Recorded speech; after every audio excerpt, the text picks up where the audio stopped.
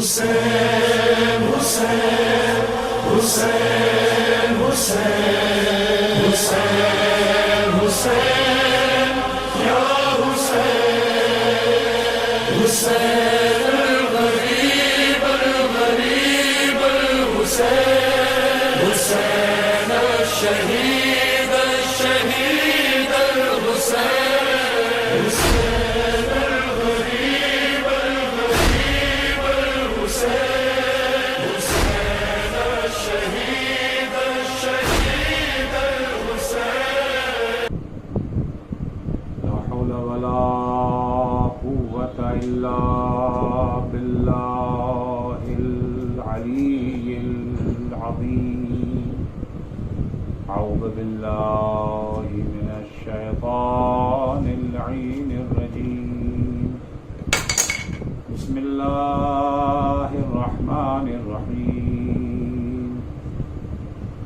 الحمد لله والصلاة والسلام على رسول الله وعلى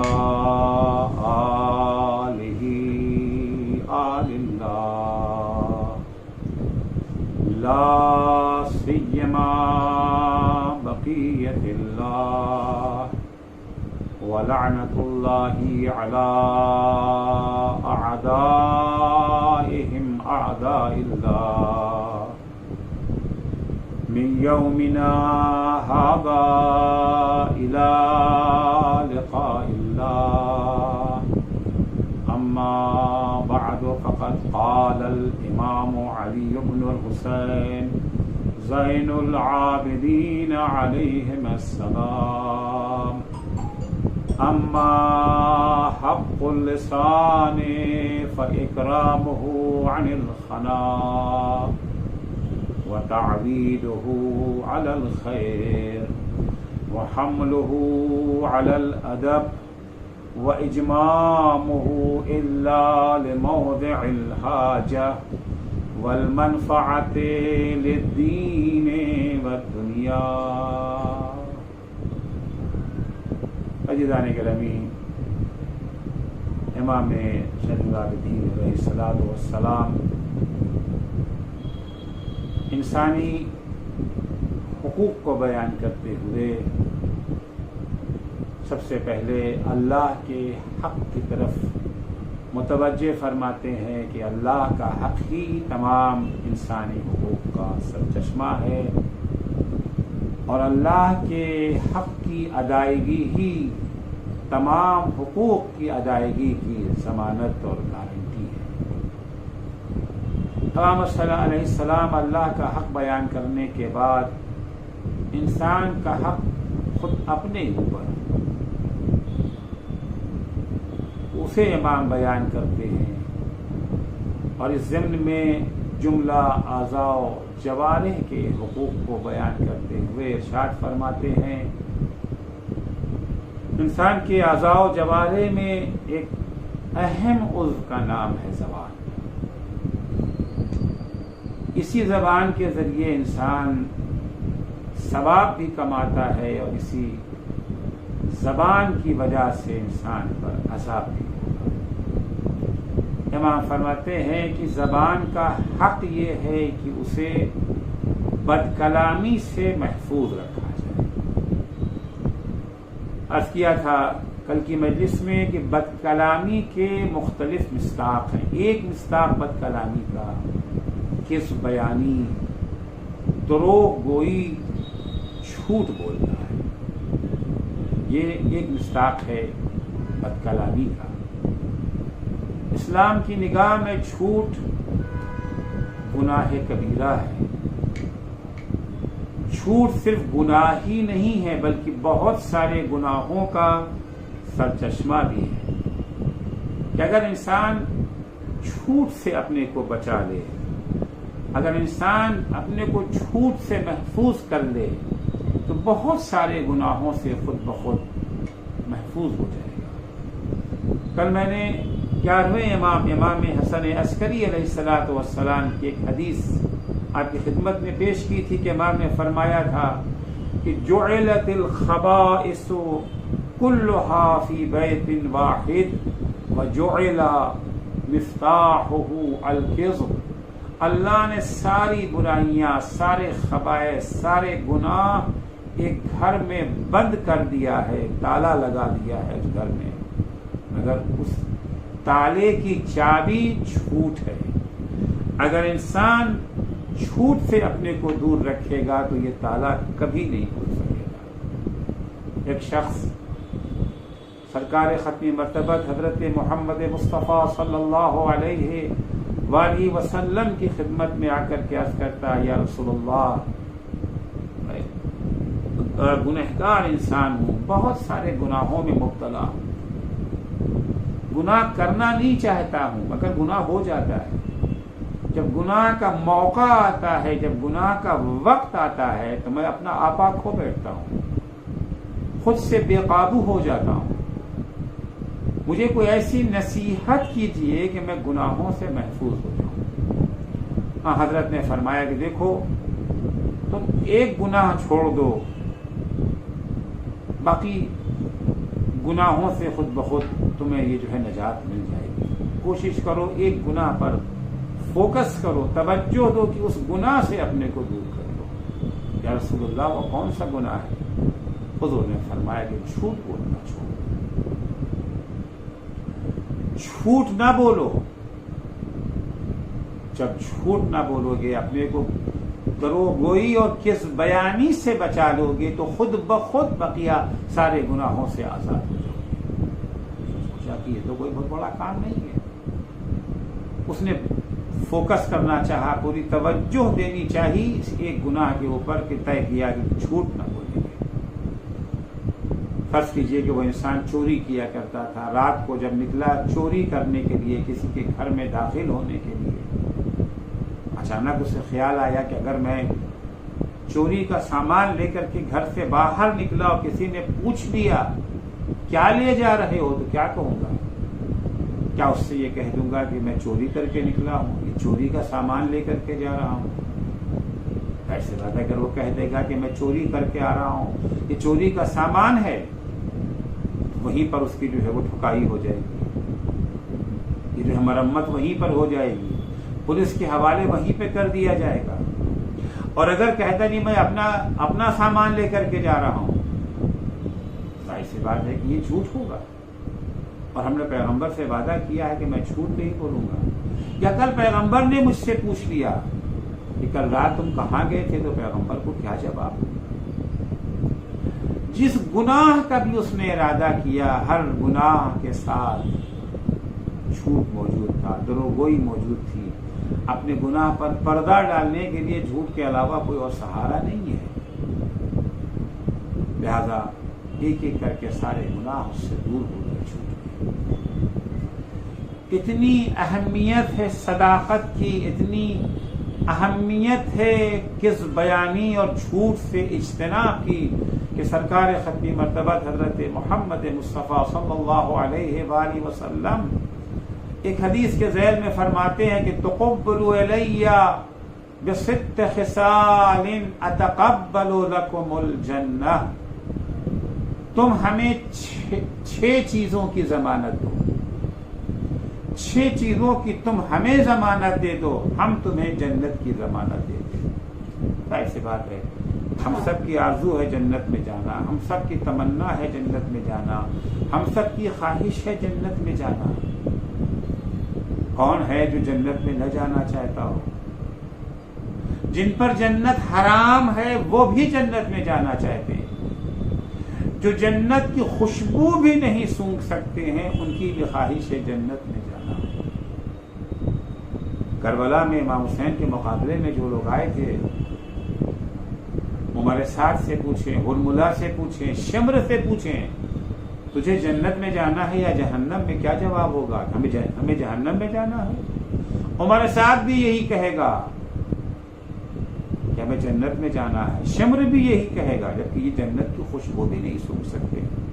لیکن اسی عمر سعد نے جب صبح عاشورہ حملے کا حکم دیا تو کیا کہا تھا؟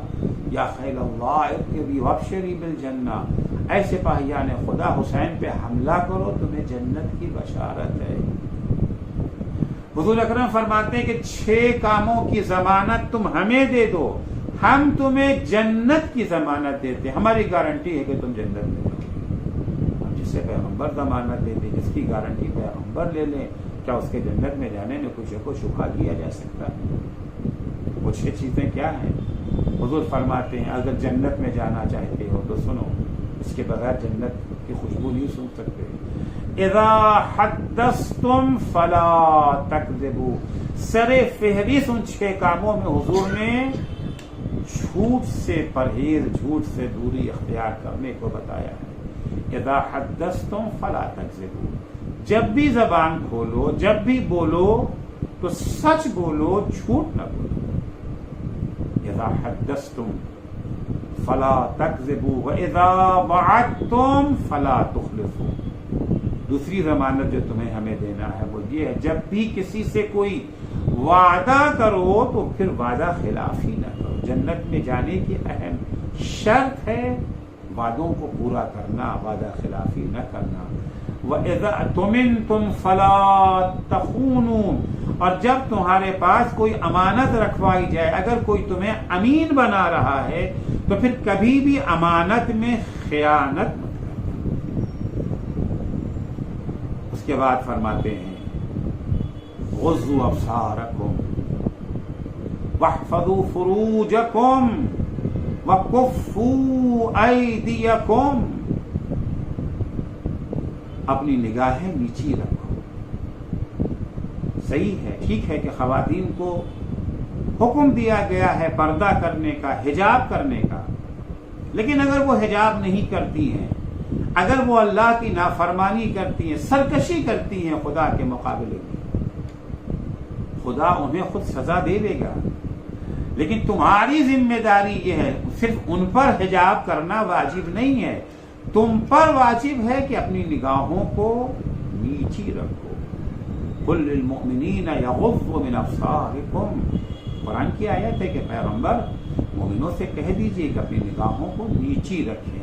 اگر جنت میں جانا چاہتے ہو تو ان 6 کاموں میں سے جو جنت میں جانے کے لیے ضروری ہے ان میں سے ایک ہے غضوا ابصارکم، اپنی نگاہوں کو نامحرم چیزوں سے، ان چیزوں کو دیکھنے سے اپنی نگاہوں کو بچائے رکھو جسے اللہ نے حرام قرار دیا۔ اب چاہے وہ نامحرم کا چہرہ ہو یا حرام فلم ہو، حرام سینما ہو، غضوا ابصارکم، اپنی نگاہوں کو کنٹرول میں رکھو۔ واحفظوا فروجکم، 5ویں چیز جس کی ضمانت تمہیں دینا ضروری ہے جنت میں جانے کے لیے وہ یہ ہے کہ اپنی عفت و پاک دامنی کی حفاظت کرو۔ کسی بھی حالت میں عفت و پاک دامنی کا دامن تمہارے ہاتھ سے چھوٹنے نہ پائے۔ وَكُفُّوا أَيْدِيَكُمْ، اور اسی طرح سے اپنے ہاتھ کو قابو میں رکھو، تمہارے ہاتھ سے کسی پر ظلم نہ ہونے پائے، تمہارے ہاتھ سے کسی کو تکلیف نہ پہنچنے پائے، بلا وجہ بلا سبب تمہارا ہاتھ کسی بے گناہ پر نہ اٹھے۔ تو عزیزوں، ان 6 چیزوں میں سر فہرست جسے پیغمبر اکرم صلی اللہ علیہ وآلہ وسلم نے بیان فرمایا ہے وہ جھوٹ سے اپنے کو بچا لینا ہے۔ جھوٹ سے بچنے کو اتنی اہمیت اسلام نے بلا وجہ نہیں دی ہے۔ جھوٹ کا ایک نقصان یہ ہے کہ جھوٹے کا اعتبار ختم ہو جاتا ہے، پھر اس پر کوئی بھروسہ نہیں کرتا ہے، جھوٹے پر سے بھروسہ اٹھ جاتا۔ خدا نہ کرے کسی انسان کا اعتبار ختم ہو جائے، لوگوں کا بھروسہ اس سے اٹھ جائے۔ چنانچہ حدیث میں ہے کہ ينبغي للرجل المسلم ان يجتنب مواخاة الكذاب، ایک مسلمان کو یہ چاہیے کہ وہ جھوٹوں سے دوستی نہ کرے، جھوٹوں کو اپنا دوست بنانے سے پرہیز کرے، اجتناب کرے، دور رہے جھوٹوں کو دوست بنانے سے۔ کیوں؟ فَإِنَّهُ يَكْذِبُ، کیونکہ جھوٹا جو ہے وہ عام طور سے جھوٹ ہی بولتا رہتا ہے۔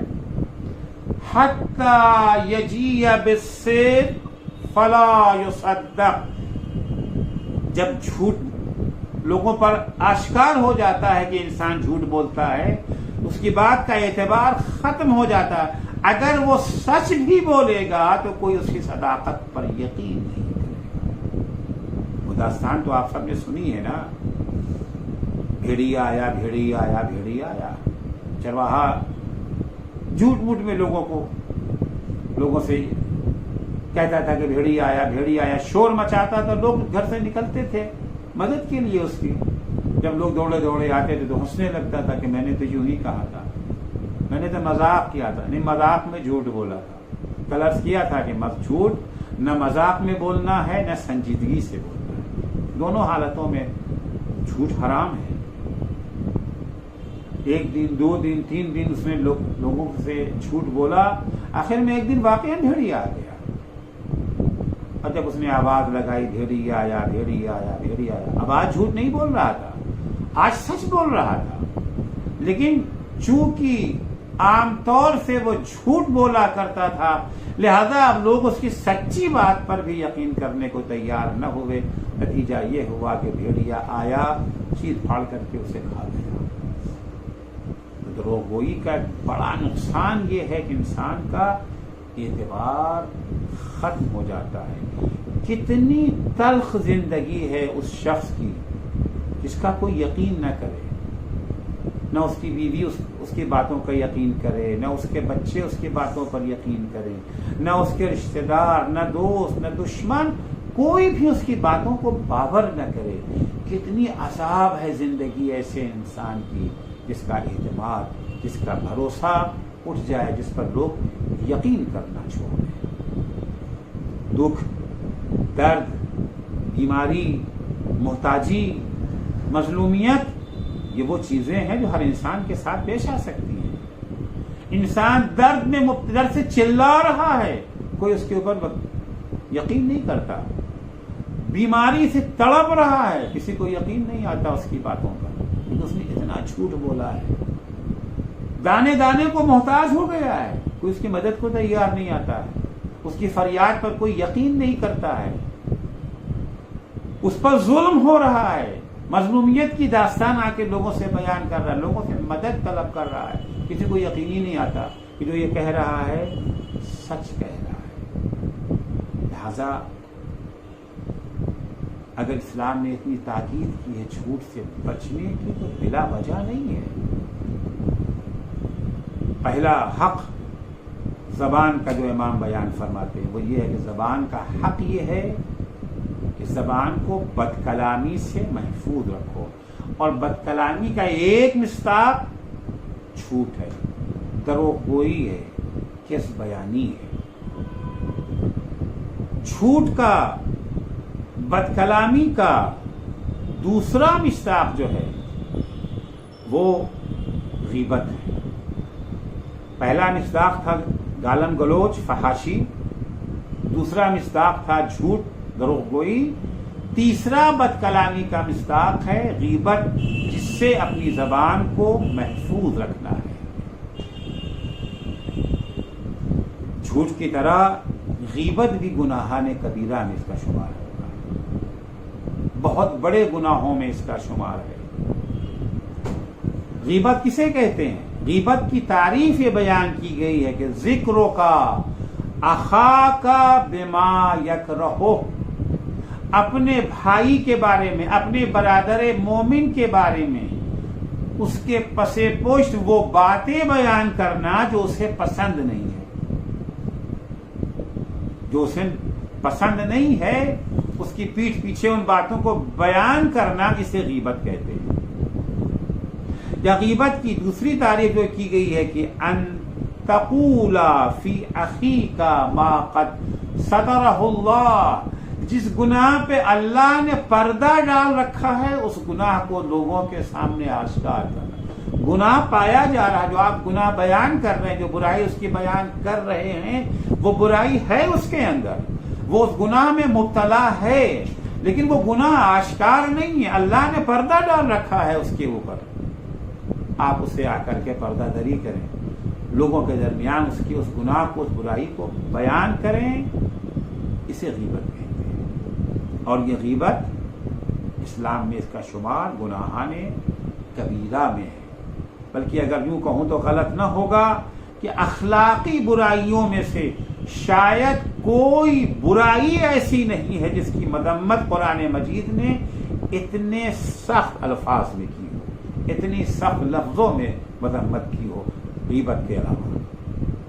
قرآن مجید میں ارشاد ہوتا ہے وَلَا يَغْتَبْ بَعْضُكُمْ بَعْضًا أَيُحِبُّ أَحَدُكُمْ أَن يَأْكُلَ لَحْمَ أَخِيهِ مَيْتًا فَكَرِهْتُمُوهُ۔ دیکھو، ایک دوسرے کی غیبت نہ کرو، ایک دوسرے کے پس پشت ان کی برائیوں کو بیان نہ کرو، کیونکہ ایک دوسرے کی غیبت کرنا مرے ہوئے بھائی کا گوشت کھانے کے برابر ہے۔ آیا تم میں سے کسی کو یہ پسند ہے کہ اپنے مرے ہوئے بھائی کا گوشت کھائے؟ ہر انسان کہے کہ نہیں، مجھے تو پسند نہیں ہے، مجھے تو بڑی کراہیت آتی ہے، میں تو سوچ بھی نہیں سکتا ہوں کبھی اپنے مرے ہوئے بھائی کا میں گوشت کھاؤں گا۔ تو جتنا ناپسندیدہ عمل، جتنا مکروہ عمل، جتنا نفرت انگیز عمل مرے ہوئے بھائی کا گوشت کھانا ہے، اسلام کی نظر میں، قرآن کی نظر میں اتنا ہی نفرت انگیز عمل غیبت کرنا ہے۔ أَيُحِبُّ أَحَدُكُمْ أَن يَأْكُلَ لَحْمَ أَخِيهِ مَيْتًا فَكَرِهْتُمُوهُ۔ نہیں، تمہیں بالکل پسند نہیں ہے، جس طرح سے تمہیں مرے ہوئے بھائی کا گوشت کھانا پسند نہیں ہے، اسی طرح سے تمہیں غیبت کرنا بھی پسند نہیں آنا چاہیے۔ رسول خدا صلی اللہ علیہ وآلہ وسلم جناب ابو ذر غفاری کو خطاب کر کے ارشاد فرماتے ہیں ایاک والغیبہ، اے ابو ذر دیکھو ہمیشہ اپنے کو گناہوں سے بچائے رکھنا، فإن الغیبۃ اشد من الزنا، کیونکہ غیبت کا گناہ زنا کے بھی گناہ سے بدتر ہے۔ زنا بہت بڑا گناہ ہے، لیکن غیبت کا گناہ زنا کے گناہ سے بھی شدید تر ہے، زنا کے گناہ سے بھی زیادہ خطرناک تر ہے۔ جناب ابو ذر فرماتے ہیں قلت یا رسول اللہ ولما ذلک، یہ اللہ کے رسول، یہ غیبت کا گناہ زنا سے بھی زیادہ شدید تر ہے، زنا سے بھی زیادہ سخت ہے، زنا سے بھی زیادہ بڑا گناہ ہے غیبت کا گناہ؟ ایسا کیوں؟ زنا تو بہت بڑا گناہ ہے، بہت بری چیز ہے۔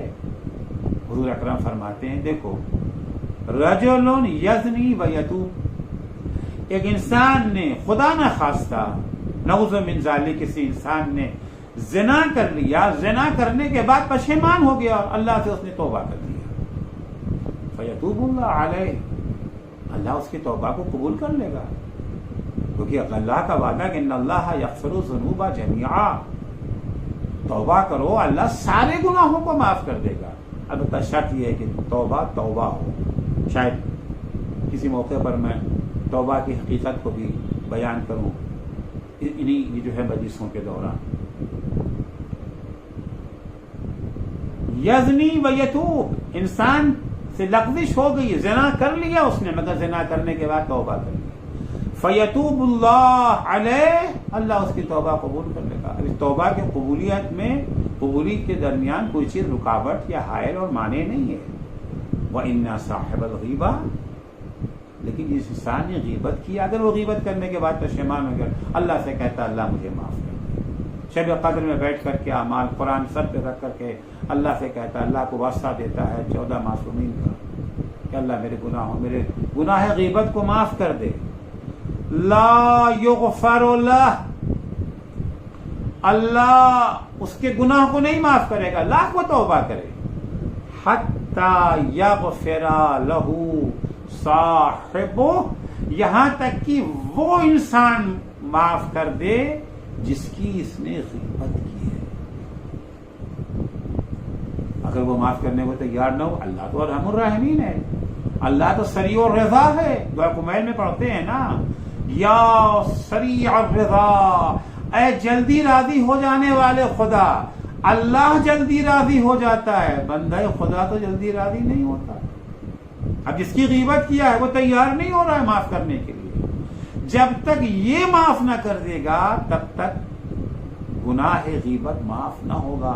لاکھ انسان اللہ کی بارگاہ میں گڑ گڑا کے توبہ کرے. لیکن زنا اگر کسی نے کیا اور زنا کرنے کے بعد پشیمان ہو گیا، شرمندہ ہو گیا، جو توبہ کرنے کا حق ہے اس طرح سے اس نے توبہ کر لیا، توبہ نصوح کر لیا اس نے، توبہ نصوح کے بعد اللہ سے جب طلب مغفرت کرتا ہے اللہ اسے معاف کر دے گا. لیکن غیبت کے سلسلے میں ایسا نہیں ہے. اس لیے غیبت کا گناہ زنا کے گناہ سے بھی کہیں بڑا گناہ ہے. سرکار ختم مرتبہ حضرت محمد مصطفیٰ صلی اللہ علیہ وآلہ وسلم ہی کی حدیث ہے. حضور فرماتے ہیں من اغتاب مسلما او مسلمہ، اگر کوئی مسلمان مرد یا کوئی مسلمان عورت کسی کی غیبت کرتا ہے یا غیبت کرتی ہے، مرتکب گناہ غیبت ہو گئے، غیبت کرنے کے بعد کھڑے ہو گئے نماز کے لیے، نماز شب پڑھنے کے لیے، بڑے اہتمام کے ساتھ نماز کو پڑھا، پوری قرأت کے ساتھ، پوری توجہ کے ساتھ. لیکن افسوس یہ ہے کہ لن يقبل اللہ صلاتہ ولا صیامہ 40 یوما ولیلہ. آج غیبت کیا تو 40 شب و روز، 40 دن، 40 رات اللہ اس کی نہ کسی نماز کو قبول کرے گا نہ اس کے کسی روزے کو. سب رہے گا. البتہ اس کی نماز باطل نہیں ہے، نماز صحیح ہے مگر قبول نہیں ہے. اس کی نماز معلق رہے گی. الا ان یغفر لہ صاحبہ، مگر یہ کہ جس کی غیبت کی ہے وہ معاف کر دے. غیبت کی، جس کی غیبت کی تھی اس سے معافی نہیں مانگی یا اس نے معاف نہیں کیا تو 40 دن 40 رات نہ اس کی کوئی نماز قبول ہوگی نہ اس کا کوئی روزہ قبول ہوگا. معلق ہے اس وقت تک کے لیے جب تک جس کی غیبت کی ہے وہ معاف نہیں کر دیتا. جب وہ معاف کر دے گا تو یہ 40 دن کی نماز اور 40 دن کا روزہ اس کا اللہ قبول کر دے گا. دادا اول تو غیبت کریں نہیں، اور اگر غیبت کر لیا ہے تو پہلی فرصت میں جس کی غیبت کیا ہے اس سے معافی طلب کرے. کس قیمت پر بھی وہ معاف کرے. پیسہ مانگتا ہے دے دیں، اگر کہتا ہے سب کے سامنے آ کر کے تم ہم سے معافی مانگو، ہاتھ جوڑ کے کھڑے ہو جاؤ، ناک رگڑو، تب تمہیں معاف کریں گے. کوئی بات نہیں، ناک رگڑ لیں، رگڑنے سب کے سامنے ہماری ذلت ہو جائے گی، ہماری توہین ہو جائے گی، ہماری عزت خاک میں مل جائے گی لوگوں کے سامنے. عزت تو خاک میں مل چکی ہے. اگر آج یہاں معافی نہ مانگیں گے تو کل قیامت کے دن خلائق کے سامنے ذلت کا طوق اپنے گلے میں ڈالنا پڑے گا. بہتر یہ ہے کہ وہاں کی ذلت سے بہتر ہے کہ دنیا میں انسان ذلت کو برداشت کرے. البتہ جس کی غیبت ہوئی ہے اس کو چاہیے کہ معاف کر دے، کیونکہ عفو و بخشش کا اسلام میں خود بہت بڑا درجہ ہے، بہت بڑا ثواب ہے. خدا بند متعال قرآن میں کہتا ہے فَلْيَعْفُوا وَلْيَصْفَحُوا أَلَا تُحِبُّونَ أَن يَغْفِرَ اللَّهُ. ایک دوسرے کی غلطیوں کو، خطاؤں کو معاف کرو، نظر انداز کرو، چشم پوشی اختیار کرو. کیا تم یہ نہیں چاہتے کہ اللہ تمہارے گناہوں کو معاف کر دے؟ تم اپنے بھائیوں کی غلطیوں کو معاف کرو، اللہ کہتا ہے ہم تمہارے گناہوں کو معاف کر دیں گے.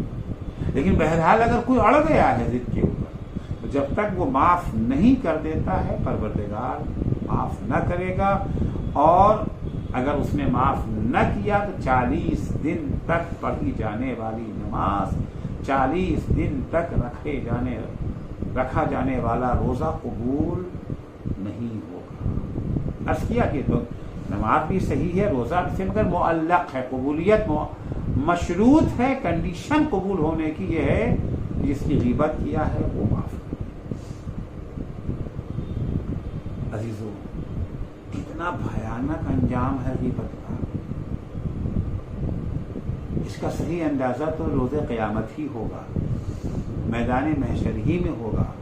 लेकिन सरकार ख़त्म मर्तबत हज़रत मोहम्मद मुस्तफ़ा सल्लल्लाहु अलैहि वसल्लम ने मैदान महशर की एक तस्वीर हमारी निगाहों के सामने ला करके रख दी है, मंजर कशी वहां की है। चुनांचे हुजूर अकरम फरमाते हैं कि यूता बिअहदिन यौमल क़ियामा,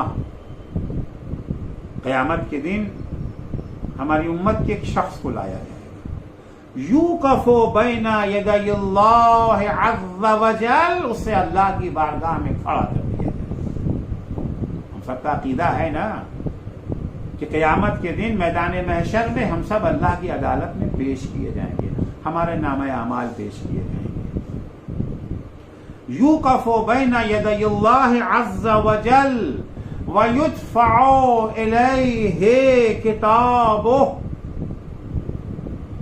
बंदा जिसे अल्लाह की बारगाह में पेश किया जाएगा उसके हाथ में उसका नामे अमाल थमा दिया जाएगा। इसमें सब कुछ लिखा है, ला युग़ादिरु फ़ीहा सग़ीरतन वला कबीरा, छोटे बड़े जितने भी गुनाह हैं, छोटी बड़े गुनाह, छोटी बड़ी अच्छाइयाँ, नेकियां, न कोई नेकी छूटी होगी न कोई गुनाह छूटा होगा, सब उसमें लिखा हुआ है। अब आमतौर से इंसानों को अपनी बुराइयां, अपने गुनाह तो याद नहीं रहते हैं, मगर अपनी नेकियां जरूर याद रहती हैं। जैसे ही नामे अमाल हाथ में दिया गया फौरन अपनी नेकियां ढूंढने लगे। हमने रमजान में रोजा रखा था, अव्वले वक्त नमाज पढ़ते थे, रमजान में हमने तिलावत कुरान की थी, लोगों को इफ्तार करा, मुहर्रम के मजलिसों में बढ़ चढ़ के हिस्सा लिया था, कोरोना के खतरे के बावजूद हमने अज़ादारी में कोई कोताही नहीं बरती, मजलिसें पढ़ी हैं, मजलिसें सुनी हैं, गम हुसैन में आंसू बहाए हैं, मजलिस मुनक़िद की है, तबर्रुक बांटा है, फला गरीब की हमने मदद की है, इतनी सारी नेकियां हैं। बहुत खुश हैं कि इंशाअल्लाह माशाअल्लाह हमारा तो अकाउंट भरा हुआ है, अब जन्नत तो हमारी पक्की है। अब जो नामा अमाल हाथ में मिला और खुशी खुशी नामा अमाल को खोल करके अपनी नेकियां ढूंढने लगे, वरक पलटते जा रहे हैं मगर नेकियां नजर ही नहीं आती है, सफा खाली है। फला यरा हसनात ही, उसे अपनी नेकियां नजर नहीं आएंगी। फयकूल इलाही लैसा हादा किताबी, तो इंसान कहेगा खुदाया ये नामे अमाल मेरा नहीं है, फरिश्तों ने गलती से किसी और का नामे अमाल हमें थमा दिया। होता है ना, हमारे यहाँ दुनिया में होता है, अस्पताल में गए टेस्ट कराने के लिए, रिपोर्ट किसी की थी, नाम किसी का था, हवाले किसी के कर दिए। गलतियां होती रहती हैं। इंसान चीख उठेगा, वो नेकियां कहां गई, वो सवाब कहां गया, वो ताआत कहां गई, वो अच्छे अमाल कहां गए। यकूल इलाही लैसा हादा किताबी, इसमें ये हमारा नामे अमाल नहीं है। फ़इन्नी ला अरा फ़ीहा ताआती, क्योंकि मैं इसके अंदर अपने अच्छे और नेक अमाल नहीं देख रहा हूं। जो मैंने तेरी इताअत की है, जो तेरी फरमा बरदारी की है, तेरे हुक्म के मुताबिक नमाज पढ़ी, तेरे हुक्म के मुताबिक रोजा रखा, तेरे हुक्म के मुताबिक अहले बैत अलैहिमुस्सलाम के फजाइल और मसाइल सुने और सुनाए, तेरे हुक्म के मुताबिक मैंने फुकरा की मदद की, गरीबों की दस्तगीरी की, यहां तो कुछ है ही नहीं, लिहाजा ये नामे अमाल मेरा नहीं है। फ़युक़ालुल्लाह, परवरदिगार की तरफ से उसे जवाब दिया जाएगा, इन्ना रब्बका ला युज़िल्लु वला यंसा, ये तेरे परवरदिगार की अदालत है, दुनिया की अदालत नहीं है। तेरा परवरदिगार न उससे कोई भूल चूक होती है, न वो फरामोशी का शिकार होता है, न यहाँ के ऊपर कुछ उलट फेर होता है, न तेरा परवरदिगार गुमराह होता है اور نہ فراموش کرتا ہے۔ تجھے اپنے نیک اعمال تو یاد ہے، تجھے اپنی نمازیں یاد ہیں، تجھے اپنا روزہ یاد ہے، تجھے اپنی عزاداری یاد ہے، تجھے غربا کی مدد اور ان کی دستگیری تو یاد ہے، گناہ بھول گیا؟ تو یہ بھول گیا کہ تو نے فلاں کی انسان کی فلاں کی تو نے غیبت کی تھی؟ ذہب عملک باغتیاب الناس، چونکہ تو نے لوگوں کی غیبت کی تھی اور جن کی غیبت کی تھی ان سے معافی بھی نہیں مانگا، ان سے طلب عفو بھی نہیں کیا، ان سے اپنے کو بخشوایا بھی نہیں، تیرا یہ سارا عمل، ساری نیکیاں ان کی غیبت کرنے کی بنا پر ساری نیکیاں انہیں دے دی گئی تیری سزا کے طور پر۔ تیری نماز کا ثواب، روزے کا ثواب، حج کا ثواب، خمس کا ثواب، مجلسوں کا ثواب، عزاداری کا ثواب، گریو بکا کا ثواب، بہت خوش ہو جاتے ہیں۔ من بکا علی الحسین وجبت لہ الجنہ، جو حسین پہ روئے جنت واجب، بڑے خوش ہیں کہ ہم نے تو عزاداری میں بڑے آنسو بہائے تھے، ہمیں جنت میں جانے سے کون روکے گا؟ یقیناً عزائے حسین، یقیناً امام حسین پر رونے کا ثواب ہے اور عظیم ثواب ہے، مگر شرط یہ ہے ثواب کو باقی بھی تو رکھیں۔ دولت کا کما لینا ہنر نہیں ہے، کمانے کے بعد اسے محفوظ رکھنا ضروری ہے، ورنہ آج کروڑ روپے کمایا، شام کو جو ہے وہ ڈاکو آیا اٹھا کے لے کے چلے گئے، ڈاکہ پڑ گیا، اس 1 کروڑ سے ہمیں کیا فائدہ ملے گا؟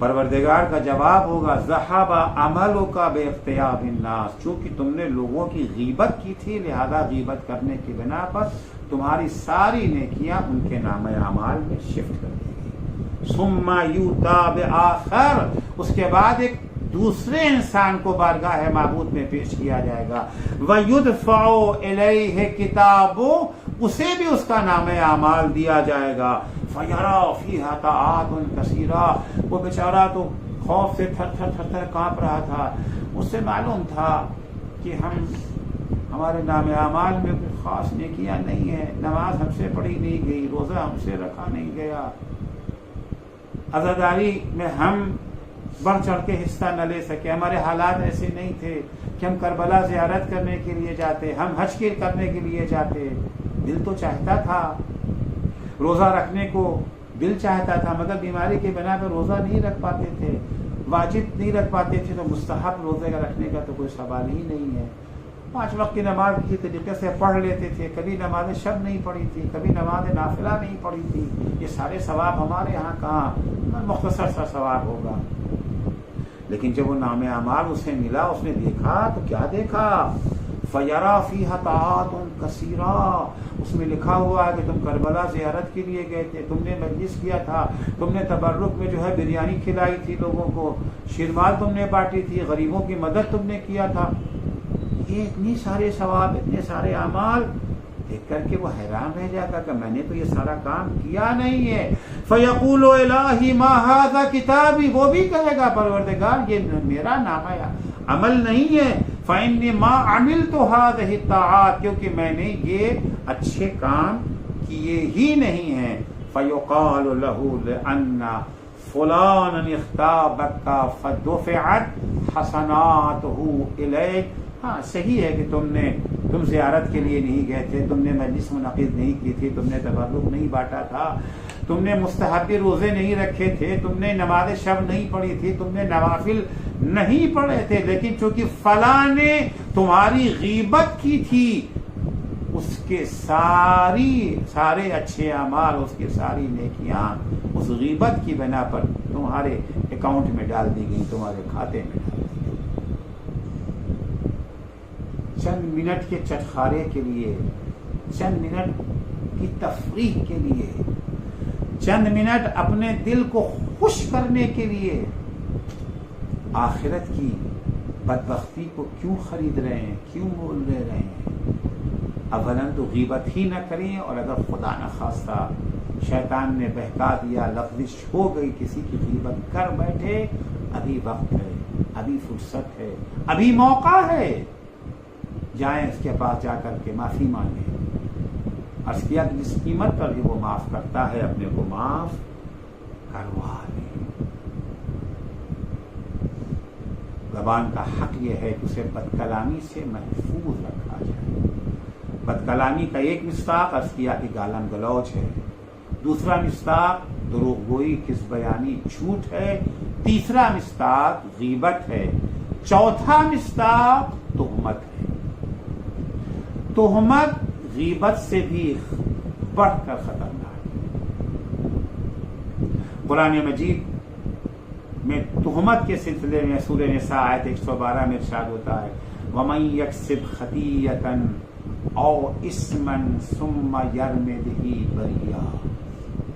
غیبت یہ تھی جس میں کسی میں اگر کوئی برائی پائی جاتی ہے اسے اس کے پیٹ پیچھے بیان کرنا، یہ غیبت ہے. تہمت ان برائیوں کو اس کے پس پش بیان کرنا جو اس میں ہے ہی نہیں، اس میں وہ برائی ہے نہیں، اس نے وہ گناہ کیا ہی نہیں ہے، مگر اس کی طرف اس گناہ کی نسبت دے دی جائے.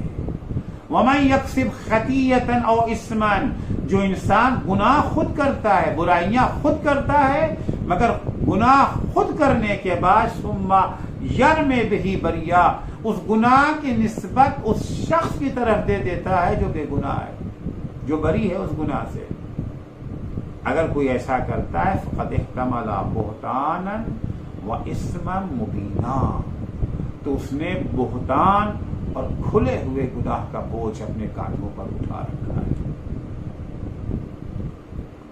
عام طور سے تہمت و بہتان ظالموں کا شیوا تھا.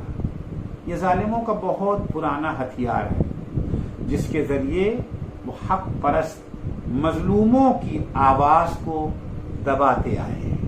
تہمت لگا کر کے، بہتان لگا کر کے حق پرستوں کو میدان سے باہر کرنے کے لیے یہ حربہ وہ ہمیشہ آزماتے رہے. حضور اکرم صلی اللہ علیہ وآلہ وسلم اس گناہ کے عذاب کو ان لفظوں میں بیان فرماتے ہیں. سرکار فرماتے ہیں کہ من بہت مومنا او قال فی ما لیس فی،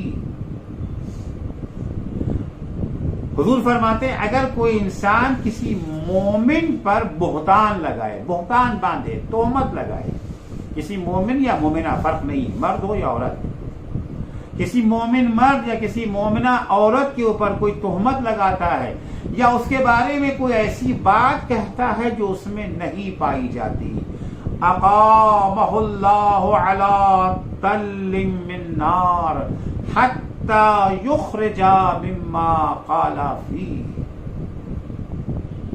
حضور فرماتے ہیں جو انسان کسی مومن یا مومنہ پر تہمت لگائے گا، ایسی بات اس کے بارے میں کہتا جو اس میں نہیں پائی جاتی ہے، اللہ قیامت کے دن اسے جہنم میں آگ کے ٹیلے پہ کھڑا کر دے گا اور اس وقت تک اسے کھڑا رکھے گا جب تک وہ ثابت نہیں کر دیتا اس چیز کو جو اس نے اس کے بارے میں کہا. کسی کے بارے میں کہہ دیا کہ جی وہ تو بد کردار ہے، ثابت کرنا پڑے گا بد کرداری کہاں، آگ کے ٹیلے پہ کھڑے ہو کر کے. کسی کے بارے میں کہہ دیا وہ تو دشمن اہل بیت ہے، وہ تو وہابی ہے، وہ تو ضد عزاداری امام حسین ہے، یہاں کہہ دینا بڑا آسان کام ہے. لیکن کل قیامت کے دن جہنم کے درمیان آگ کے ٹیلے پہ کھڑے ہو کر کے ثابت کرنا پڑے گا. اور ثابت کیسے کریں گے جب اس میں وہ گناہ ہے ہی نہیں، اس نے وہ گناہ کیے ہی نہیں ہے، اس میں وہ عیب پائے ہی نہیں جاتا ہے جس کی نسبت آپ نے اس کی طرف دی. آپ اس کو تو ثابت ہی نہیں کر سکتے، اور جب تک ثابت نہیں کر سکتے تب تک جہنم سے باہر نہیں نکلیں گے. اس کا مطلب ہے کہ تہمت کا گناہ ایک ایسا گناہ ہے جس کی بنا پر انسان ہمیشہ ہمیشہ کے لیے جہنم میں رہے گا. کچھ گناہ وہ ہے نا، ایک وہ تھا اگر کوئی کسی مومن کو قتل کر دے، من قتل مومنا متعمدا فجزاؤہ جہنم خالدین فیہا، اگر کوئی کسی مومن کو عمدن بلا وجہ قتل کر دے تو اس کی سزا جہنم ہے اور ہمیشہ وہاں رہے گا.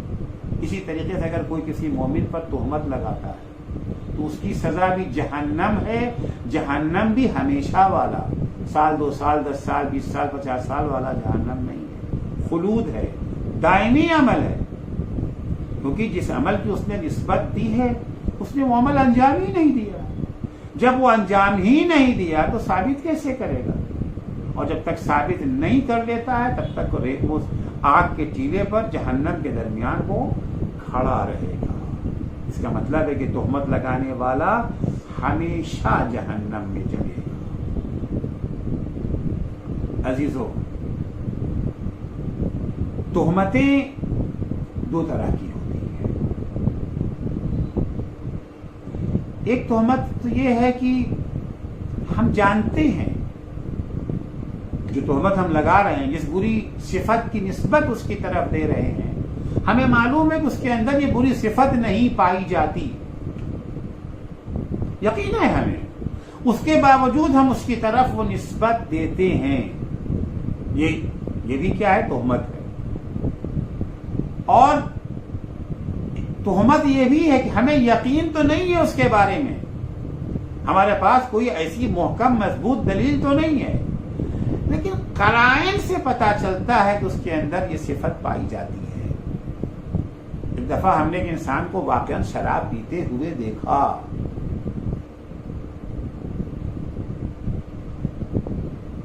یا وہ ایک انسان ہمارے ساتھ موجود ہے، ہمیں یقین ہے کہ یہ شراب کے قریب بھی نہیں گیا، پھر بھی ہم اس کی طرف شراب کی نسبت دیتے ہیں. ایک دفعہ یہ کہ نہیں، ہمارے ساتھ نہیں، ہم نے اس کو جھومتے ہوئے دیکھا ہے.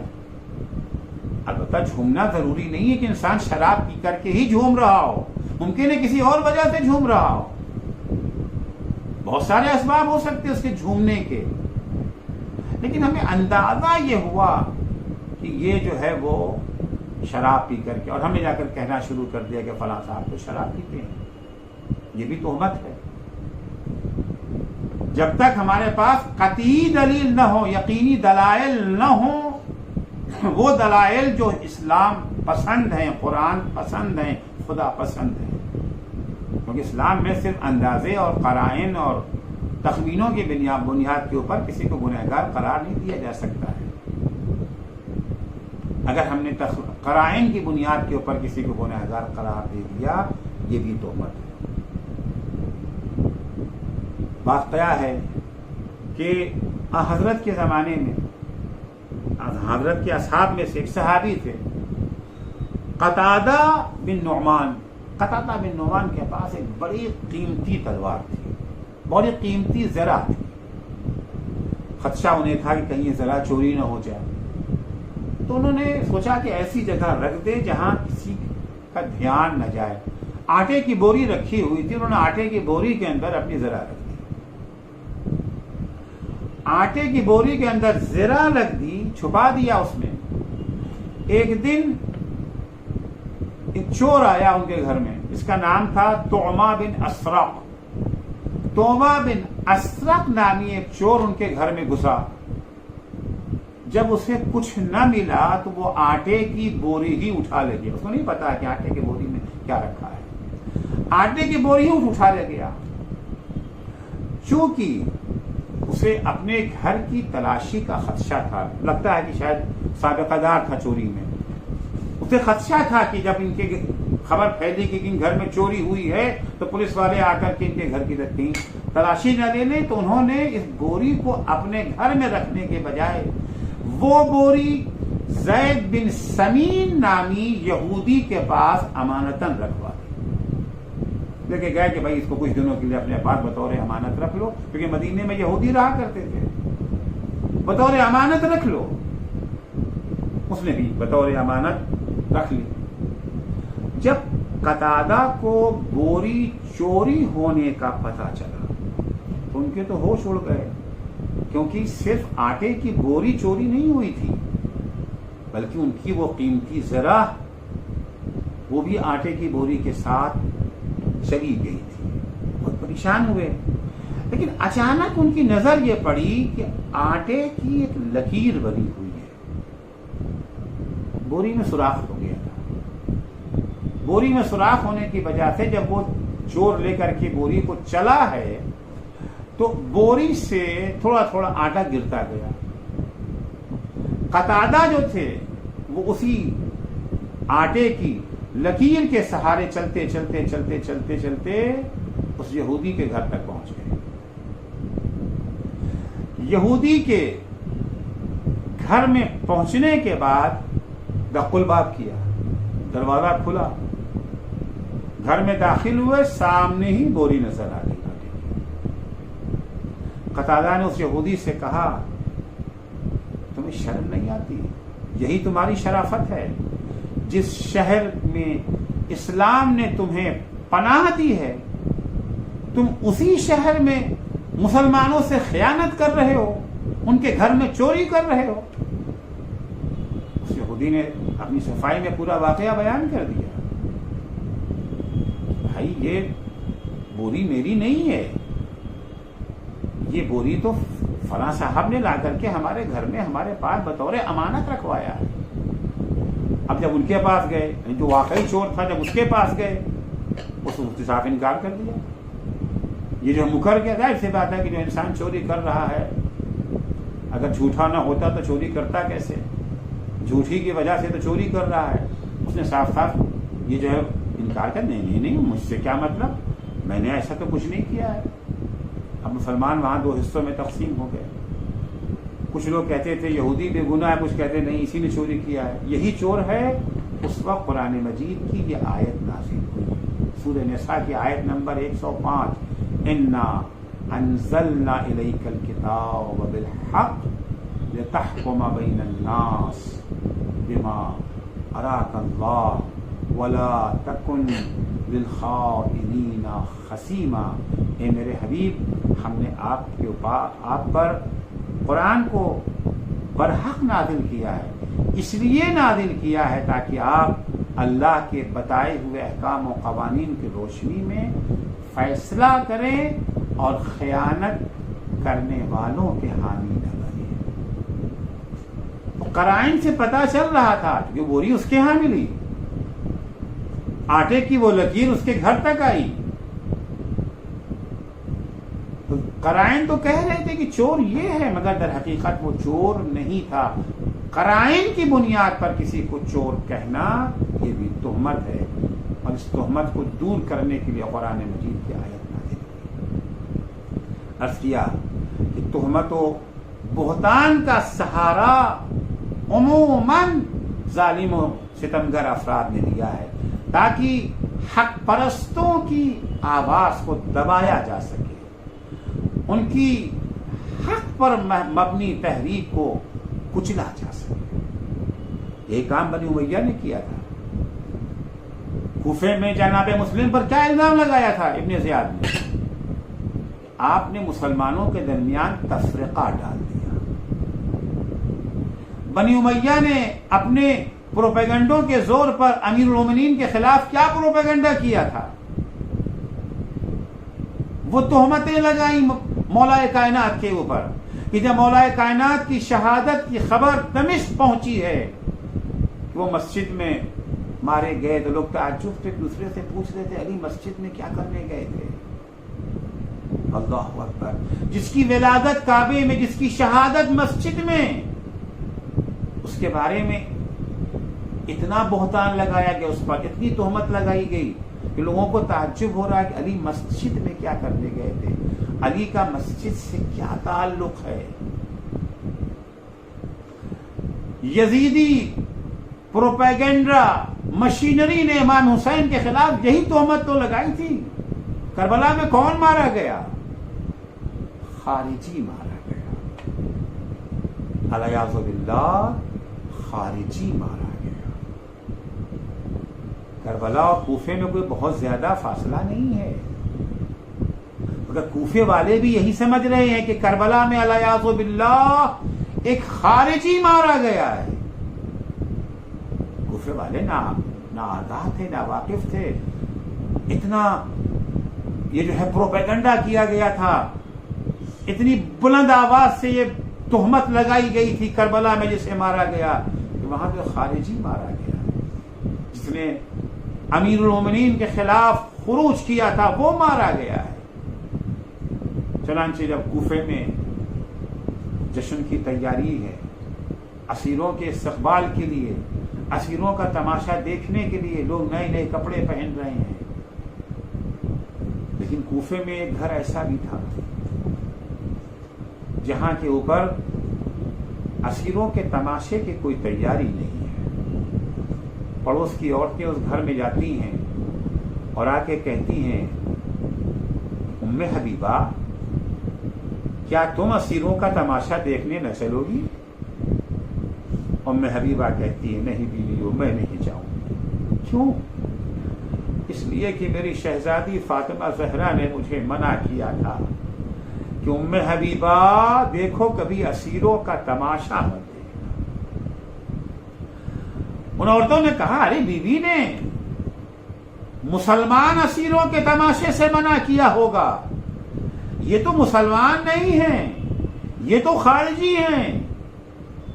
عورتوں کا اتنا اصرار بڑھا کہ جناب ام حبیبہ با دل ناخواستہ اپنے گھر کی چھت پر آ کر کے بیٹھ گئی. جب اسیروں کا قافلہ شہر میں داخل ہوا ہے، اونٹ جب گھروں کے پاس سے گزرنے لگے، ام حبیبہ کی نظر ایک بیوی کی آغوش میں چھوٹی سی بچی پر پڑی. بچی بڑی حسرت سے بیوی کے چہرے کو دیکھتی ہے. بیوی کہتی ہے بولو بیٹا کچھ کہنا چاہتی ہو، کہو کیا کہنا چاہتی ہو. وہ بچی کہتی ہے پھوپھی اماں ہمت نہیں پڑتی ہے آپ سے کہنے کی. پھوپھی اماں میں کیسے کہوں کہ مجھے پیاس لگی ہے، آپ کو اتنا مجبور پاتی ہوں کہ کہنے کی ہمت نہیں کر پا رہی. جیسے ہی ام حبیبہ نے پیاس کا لفظ سنا، ایک چھوٹی سی بچی یتیم بچی پیاسی ہے. ام حبیبہ فوراً گھر میں گئی، پانی لے کر کے آئی، ان بیوی کے حوالے کرتی بیوی بچی کو پانی پلا دیجئے، اور جب بچی پانی پی لے تو اس سے میرے لیے کچھ دعائیں کرا دیجئے گا، کیونکہ میں نے حضور اکرم سے سنا ہے کہ حضور نے فرمایا ہے کہ مصیبت زدوں کی اور یتیموں کی دعائیں بڑی جلدی قبول ہوتی ہیں. بس دعا کا نام سننا تھا. ان بیوی نے کہا بیٹا پانی بعد میں پینا، پہلے اس کے لیے دعائیں کر دو. بتاؤ بیوی تمہاری کیا دعا ہے؟ ام حبیبہ کہتی ہے بیوی میرا شوہر سفر میں ہے، پردیس گیا ہوا ہے، دعا کرو کہ میرا شوہر صحیح و سالم وطن واپس آ جائے، میرے بچوں پر میرے شوہر کا سایہ قائم رہے. بچی نے چھوٹے چھوٹے ہاتھوں کو اٹھایا، پالنے والے ایک گل کے پالنہار، اس کے بچے میری طرح یتیم نہ ہو، اس کے بچوں پر باپ کا سایہ ہمیشہ قائم رہے. بیوی تمہاری دوسری دعا کیا ہے؟ ام حبیبہ کہتی بیوی دعا کرا دو مدینے کی زیارت نصیب ہو. ان بیوی نے کہا مدینہ جا کر کے کیا کرو گی؟ کہہ رہے وہاں میرے آقا کا گھر ہے، وہاں میرا آقا حسین رہتا ہے، میری شہزادی زینب رہتی ہے. بیوی نے کہا کیا زینب کو پہچانتی ہو؟ اگر زینب کو دیکھو گی تو پہچان لو. بیوی کیسی باتیں کرتی ہیں، ارے مدتوں ان کے گھر میں کنیزی میں نے کی ہے. بس یہ سننا تک دفعہ بیوی کہتے اے ام حبیبہ کہاں پہچانا؟ ارے مدینے جانے کی ضرورت نہیں ہے، وہ کہ وہ نوکے نیزہ پہ تمہارے آقا حسین کا سر ہے. جس زینب کی زیارت کرنے جانا چاہتی وہ زینب میں ہوں. ہانا زینب وہذہ ام کلثوم، اور یہ میری بہن ام کلثوم ہے، اور یہ حسین کی لاڈلی سکینہ ہے. ام حبیبہ اپنا سر پیٹنے لگی، واہ محمدہ واہ علیہ واہ حسینہ، الا لعنت اللہ علی قوم الظالمین وَسَيَعْلَمُ الَّذِينَ ظَلَمُوا أَيَّ مُنْقَلَبٍ يَنْقَلِبُونَ. بار الہ تجھے واسطہ ہے محمد و آل محمد علیہ السلام کا، ہماری اس مختصر سی عبادت کو قبول فرما. پالنے والے ہمیں توفیق عنایت فرما، ہم اپنی زبان کا حق اس طرح سے ادا کریں کہ اسے ہر قسم کی بد کلامی، دروغ گوئی، غیبت، تہمت، گالم گلوچ سے محفوظ رکھے۔ پالنے والے صدقے میں اہل بیت اطہار علیہ السلام کے، شیعیان حیدر کرار، محبان اہل بیت اطہار، زائران سید الشہداء، عزاداران مظلوم کربلا دنیا میں جہاں کہیں بھی ہوں، ان کی جان، مال، عزت، آبرو کی حفاظت فرما۔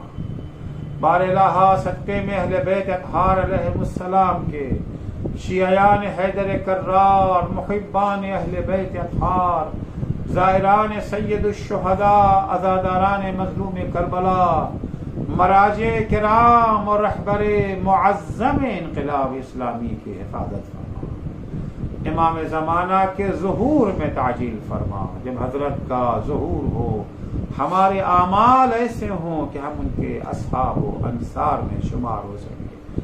اللہم عجل فی فرج مولانا صاحب الزمان واجعلنا من اعوانہ۔